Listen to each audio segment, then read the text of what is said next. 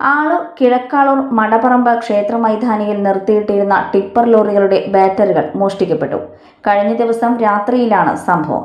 ഡ്രൈവർമാർ രാവിലെ വാഹനം എടുക്കാൻ എത്തിയപ്പോഴാണ് ബാറ്ററികൾ മോഷണം പോയ വിവരം അറിയുന്നത്. കിഴക്കാളൂരിലെ KK സൺസിന്റെ ഉടമസ്ഥതയിലുള്ള 3 വാഹനങ്ങളുടെ ബാറ്ററികളാണ് മോഷണം പോയത്. വാഹനങ്ങളിൽ ഘടിപ്പിച്ച ബാറ്ററികളുടെ നട്ടും ബോൾട്ടും അഴിച്ചെടുത്താണ് ബാറ്ററികൾ കൊണ്ടുപോയത്.